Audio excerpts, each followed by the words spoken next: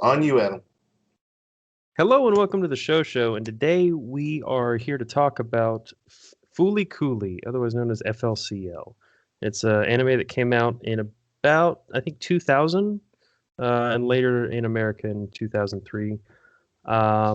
This has been traditionally known as a kooky, kind of crazy anime that just very strange things happen in. And I almost forgot. Today I'm brought here today with you with Jay Suesponte and Aaron Robinson. Also known as Tenacious Aaron. Good to be here on the show. Yeah, it's good to be here after the description. I think this was a show that was picked by our introductory host, Adam. Was this a show that you had seen before? It absolutely was. I remember watching this, I want to say sometime in like 2008. I just started to like really delve into anime, and Fooly is the kind of anime, in my opinion, that goes beyond genres because I think it hits so many. You hit kind of school life, watching the everyday life of the main character. Naoto. I can't say these names. These names are rough, but Naoto. Naota. And like the first episode, you're just thrown into it because all of a sudden, you have this crazy lady who just kind of appears and does really weird things. And it gives no background as to the universe, but apparently there's these like big industries that, no one really knows what they're doing in there, in that big factory building that releases smoke every day. So I think it's presented very well plot-wise. It kind of explains things as it goes and doesn't really give you history up at the front. It drops right you into a world with no real contextual explanation, and things just start happening. Exactly. Like you may assume that it's similar to our world or to the real world, but things begin to deviate very quickly. Mm-hmm. I also watched this probably. I actually think you said it came to America in 2003. I feel like it was like 2004-05 that I watched it. Just because I feel like I remember seeing it in high school. I think it was on Adult Swim as well. Yeah, and it was at the time it was just considered an OVA. So when you mentioned that there's additional seasons, that's really interesting that they continued it. But I was looking at the wiki a little bit this morning, and the guy who created, man, I'm just off with these names, but it's Tsururamaki, said that when he created it, he wanted to create an anime that broke the rules of anime. So he chose a contemporary Japanese band to provide the soundtrack. He patterned the style more after a Japanese TV commercial or promotional video by creating a work that is short but densely packed. So I thought that was really interesting that this was kind of an experimental anime in the day compared to its contemporaries. Mm-hmm. Yeah, I'm very much inexperienced when it comes to anime. This is only the second that I've actually watched through. The first being Cowboy Bebop. Right, mm-hmm. That we did previously for the show, and I've seen bits and pieces of some others like Trigun and Gurren Lagann, and something that I appreciated about this show was that it wasn't set in space or on in a different time in the future. I appreciated that it showed a little bit of just everyday life, suburban life, right. Mm-hmm. Right. So not even, like bustling big city. It's just it's a small town that's got a mysterious iron-shaped factory up on a hill. Well, to me, I felt like that was like the symbolism of capitalism. Like it's like this big, icon that sits there, and we know it's important and it's a big part of the city, but why? Yeah, it was super explained. It was a little Willy Wonka-y because It's very much a landmark, but you don't ever see anybody going in or going out. At one point, they try to go in, and there's no entrance. Mm-hmm. Mm-hmm. And I think later on in the show, it starts to explain, as everybody should know by now, this is definitely a spoiler-filled podcast. So Yes. it starts to explain like what exactly is going on in that building, and that's when the story just kind of unfolds into this alien drama. And I to be honest, I still don't fully understand the story, and I think that's why this anime is kind of unique, because it leaves some things unexplained and just expects you to just say okay and move on. And Jay, as someone who hasn't watched a lot of anime, when you're watching this and like, not Mamami, what's the Haruko, smacks him in the head with the guitar and the horn grows and turns into a robot. Like, what were your thoughts? Because I remember when I first watched this and I was like, what? Yeah, that sums it up pretty well. Because I think what you said earlier about how this show is very densely packed, I think that's very true. And one of the ways that manifests itself is that it's almost like there are multiple shows within this show. Mm-hmm. And I was really enjoying the show that's about Naota and Mamimi and like the kids in the town, and then just out of nowhere robots start fighting each other. And I got to be honest, I'm not really much for robots punching each other, so I didn't quite like that part of the show as much. But we are introduced to that like very quickly. I think in the very first scene, we've got Naota and Mamimi just hanging out on this bridge over the river, and then that's when Haruko comes in on her Vespa and just smacks him in the head with the guitar. So it takes a turn very quickly. it absolutely does.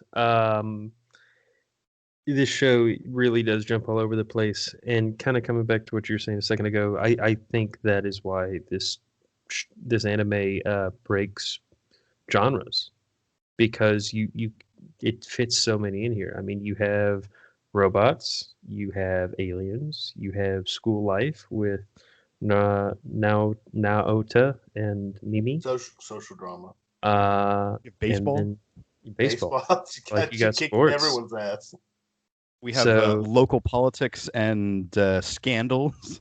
Yep. And I think even government, like, isn't the government the ones who operate the building?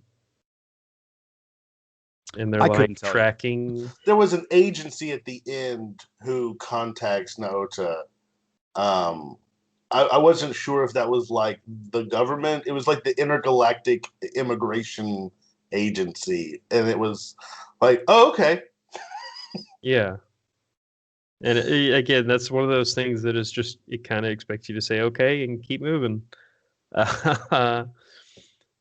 Just lots of crazy stuff in this show, and I think it's. I do think that even if you don't like the fighting robots, I do think that the art style really was well done in the fight sequences throughout the show. Mm-hmm. Like, it felt very, I want to say contemporary, or like the animation felt very intense. Like there was an intensity to it that a lot of, like, at least American animation, I feel like just never really can capture. Mm-hmm. And the visual style of it would jump around. Mm-hmm. At some points it was just kind of your standard animation. At other times it was more like manga style, mm-hmm. With kind of like freeze frames of faces and like much less defined features. Mm-hmm. But yeah, I'll agree. The visual aspect of the show I really enjoyed. It's a very appealing to watch.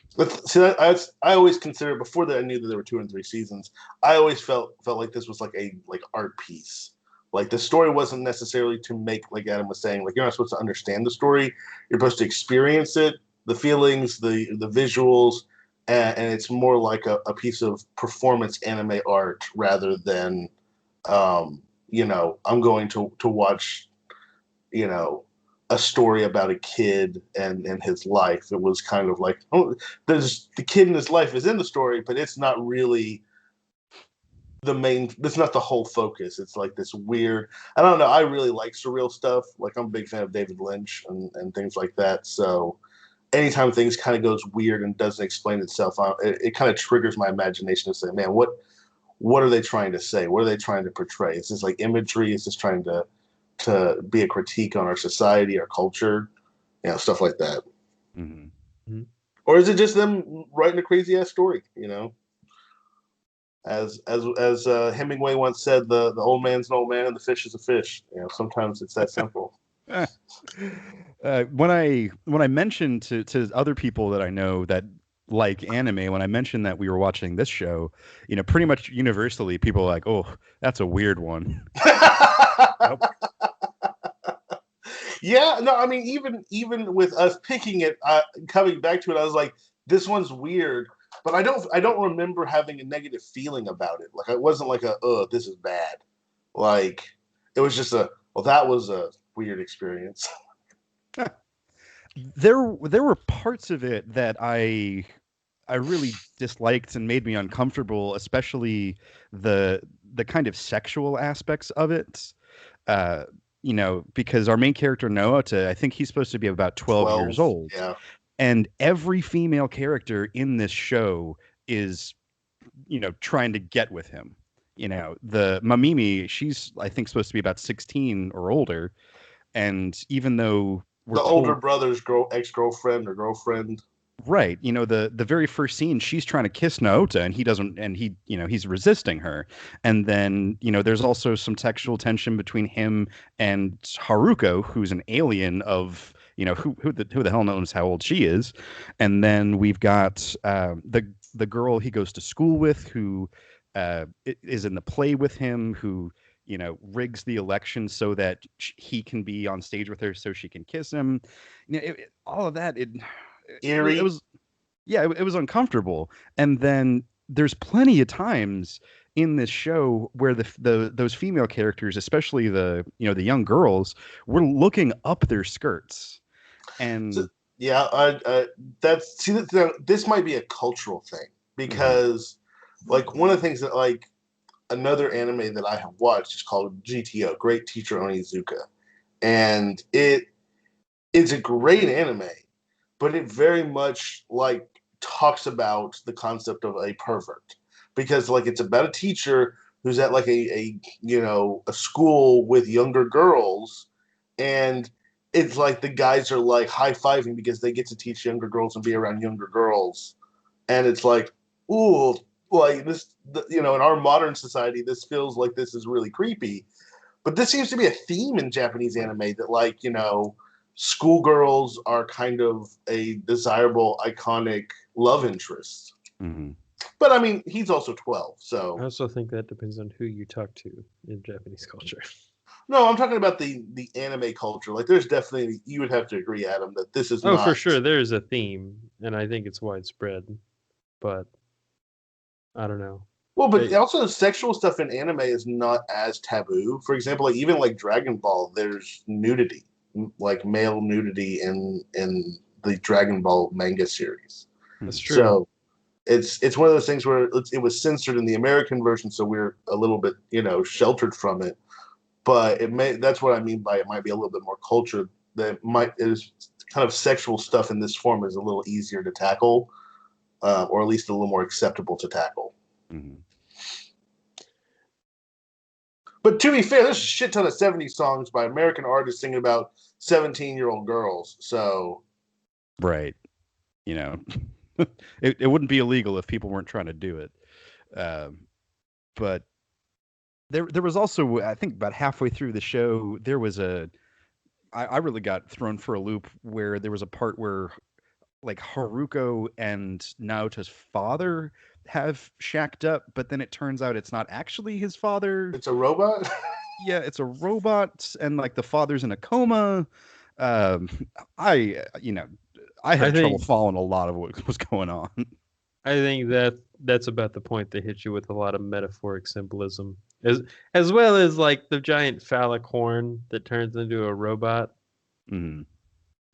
I don't know. Well, I just remember the scene where like she's eating the egg from his mouth, and it's just like, wow, this is uncomfortable. Yeah. Yeah, that was weird. It's not how you eat fried eggs. I was a big fan of I think they named it Conti, the The first robot? Yeah, that's got like the TV for the head, who takes X-rays and does all that stuff. It He does was all the pretty fun. chores. Yeah, Turns into a superhero, yeah. average.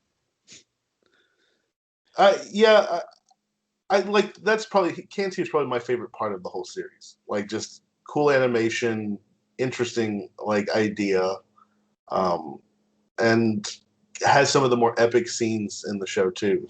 But I love it whenever shows go epic like that. Mhm.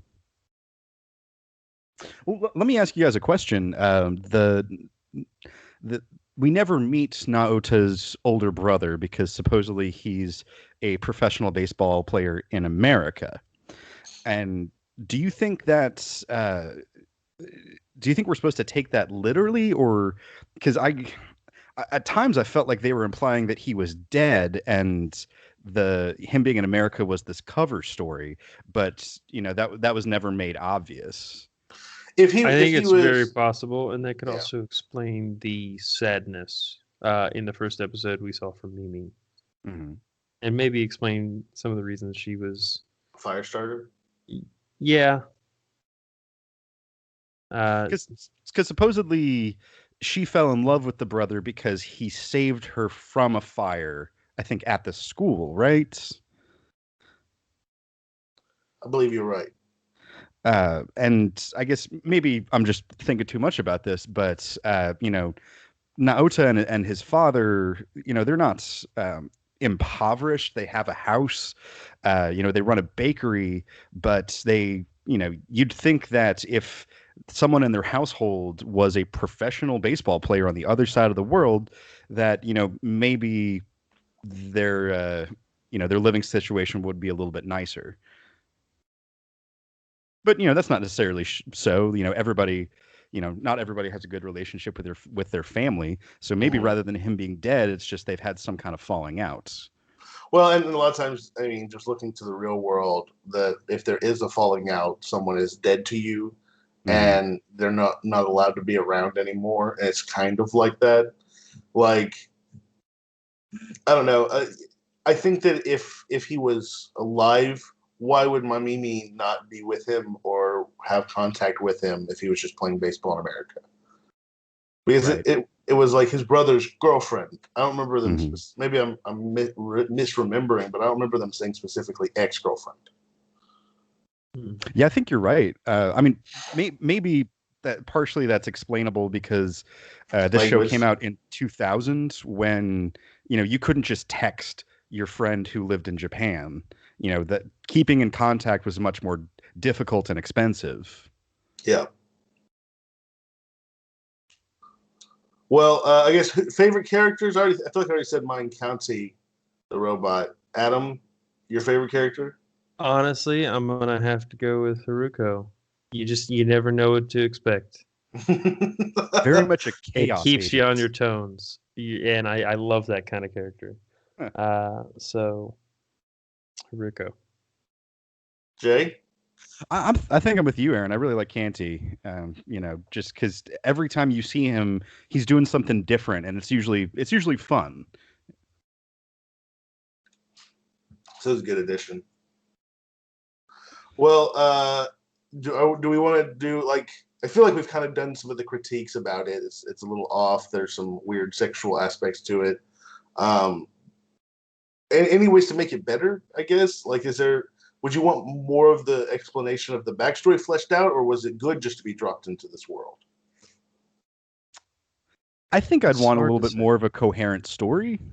Mm-hmm. I did enjoy this in media race just being dropped in because that can be done well, and especially because of kind of the nature of this story of how everything's just kind of humdrum until Haruko comes in and everything goes crazy. I think that really serves the story well by just dropping us in. Mm. but I think But I'd want connect the dots a little bit better after that. Yes, yeah, I think so. Okay. Mhm. Adam, thoughts? I think it's hard to say because each way would have their pros and cons. If they drop you in, you get a short story and you get to experience these crazy moments that you may not fully understand, but you can kind of guess at. And if they fully flesh out the story, you would obviously get to experience more of the story and get a fuller experience that way. But you probably would understand more things as you go through, and you would lose that kind of mysterious aspect that this anime, I think, encapsulates so well. So I think they would just end up being two completely different shows. I'd like to read this quote. This was from an anime review about the time that it came out by Robert Nelson. He said, "FLCL may not have a straightforward or deep plot. It may not have complex characterization. Hell, it may not even have meaning. But FLCL does succeed in its true objective. It's fun to watch."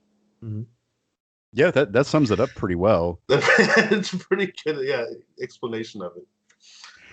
Do you guys know if the subsequent seasons have the same reputation or style? Yeah, any idea about that? I've not watched them. I was looking at the Wikipedia page. Let me see here. The second season was called FLCL Progressive,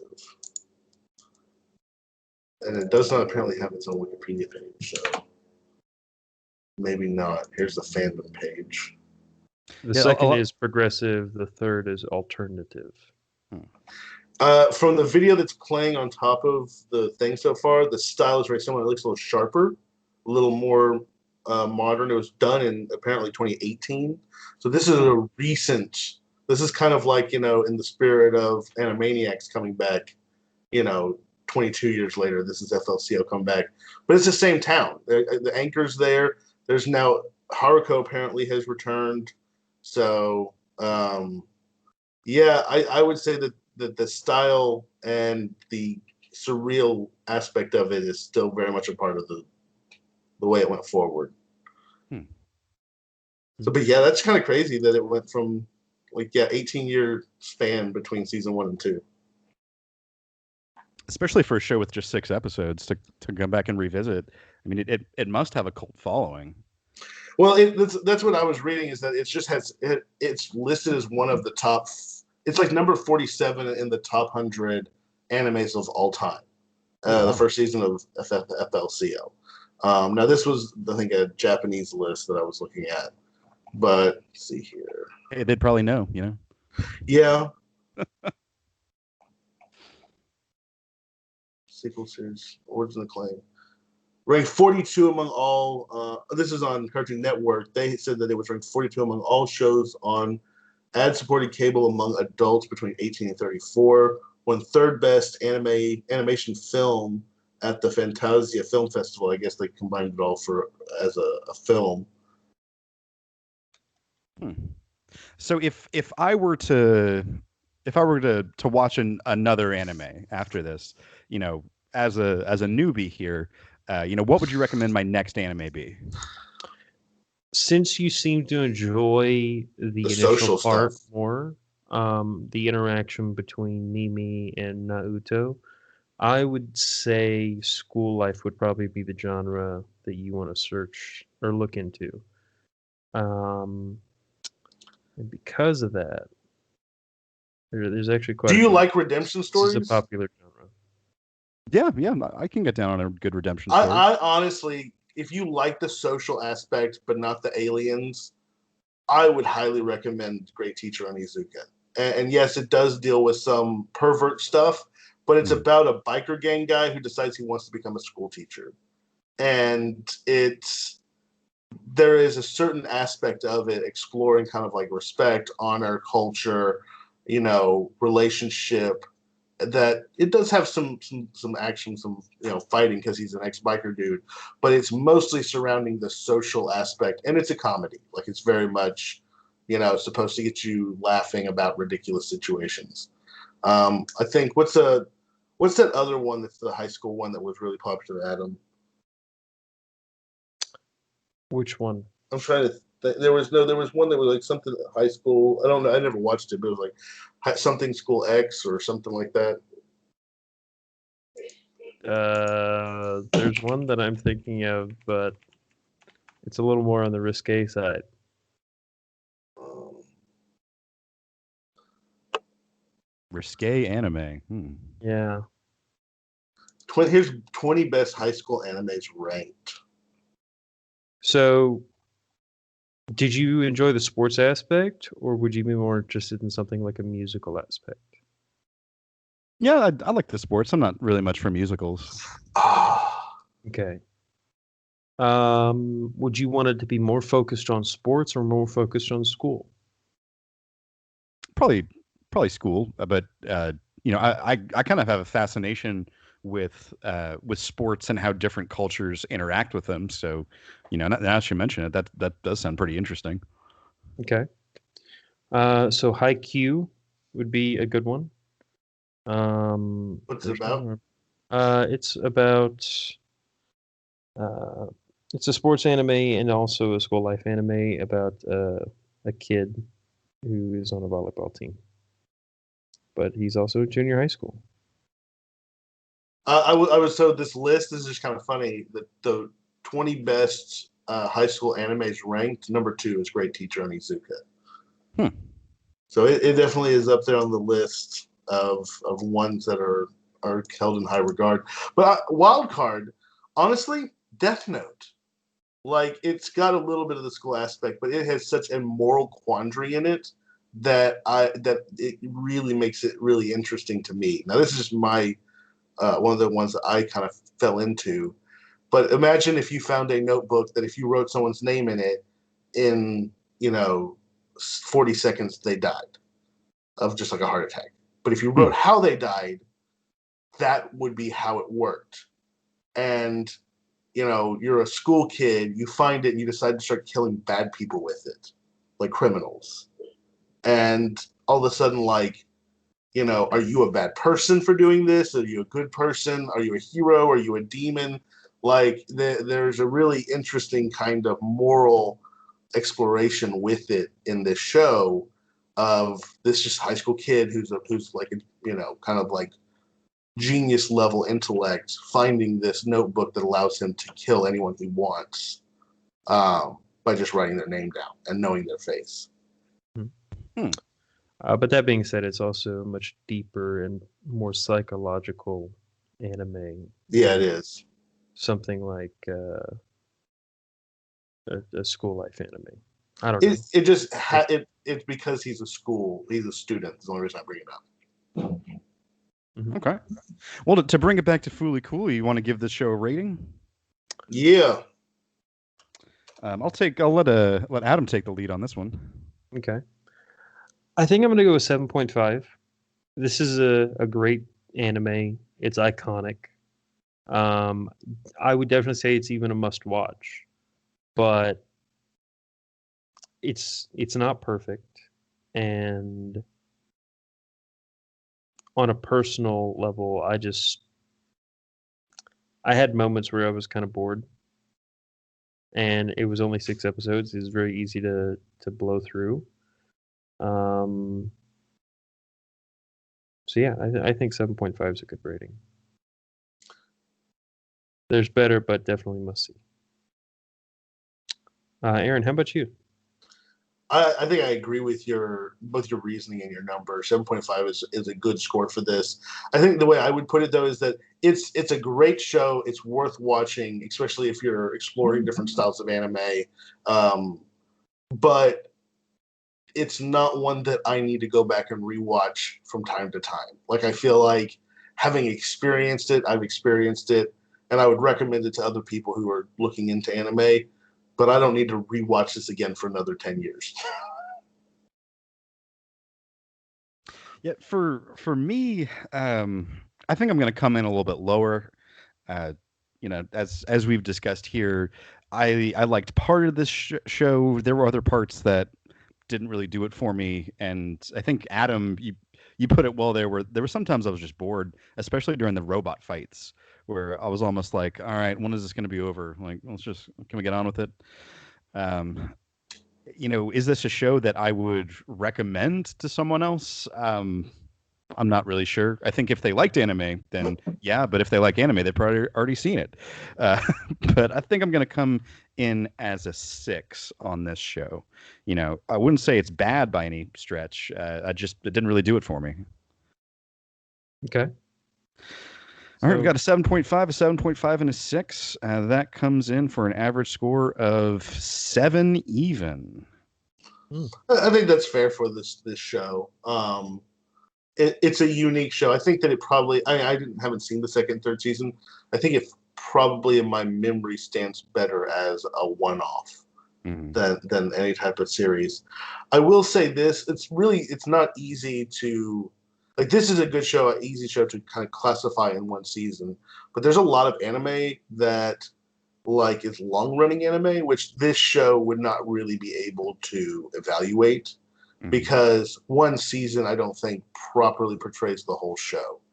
Where, like, it's the whole story arc or part of the long-running aspect of it that makes it more epic and more enthralling, and you get to see so much more character development. Whereas, this was quickly packed, dense, here's the shot, experience it and enjoy it as much as you can. But like Dragon Ball Z or Naruto, where they have 1,000+ episodes. Yeah. That's something that also I think is really unique to anime that we don't have. Can you name a show outside of like daily soap operas from like the 1900s? Can you think of anything that has as many episodes as like Naruto, Dragon Ball Z? One Piece. As I say, more anime. Yeah, pretty much just shows that are on every day, like soap operas or things like that. But otherwise, that's just an incredible volume. So Naruto, the first part of the series is 220 episodes. Let's see here. And also, I think it's Shippuden, which is the second part of the series, had 500, so that's 770. Almost all anime have a form that precedes it, which is manga. Yeah. And manga is a lot easier to make. So when you have a manga that blows up,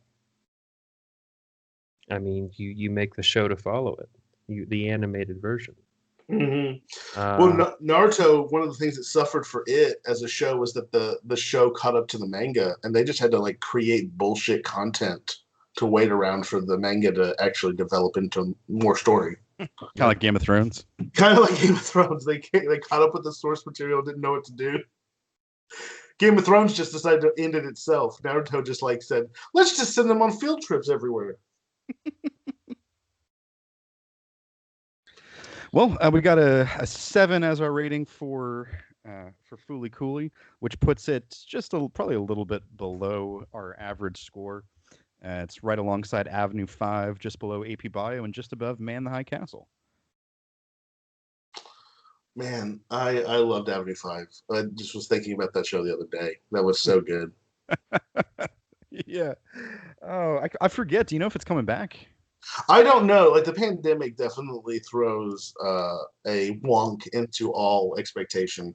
I do know that like we're like 2 weeks away from the next season of The Expanse, so I'm like frothing at the mouth, waiting for that to drop. Well, shall we? I'm sorry. Go ahead, Adam. Did we want to go ahead and talk about what we want to watch for next time? Or well, I think that I was going to say, do we want to? This was just the three of us because we had set this up prior to Tony. Do we want to get Tony in and have him add into the show option and then just kind of select that and do it next time, or do we want to decide and say, hey Tony, this is what we're doing, and then you can contribute from here on in? Well, previously we had potentially talked about doing Warrior Nun. Oh yeah, I wouldn't mind doing that. That's true. I'm cool with doing that. Yeah, me too. Yeah, let's do Warrior Nun, and then we can get back to our regularly scheduled randomized picking after that. I like entering into the dome of randomonium. So yeah, and it's pretty fun to watch the wheel spin. True. All right, Think so almost Warrior Nun cathartic. next time. All right, join us next time for our review of the Netflix series Warrior Nun. I'm hoping this is going to be a win-win because either it's going to be terrible and I can rip on it, or it's going to be surprisingly good and I'm going to enjoy it. Or both. You Or can both, rip yeah. on it because it's so great. Like, kind of like, was it Jean-Claude Van Johnson? You know, like it was Yeah. terrible and awesome at the same time. Yeah, that's what I'm hoping for. All All right. right. This has been Salutations, Internet. Show signing off.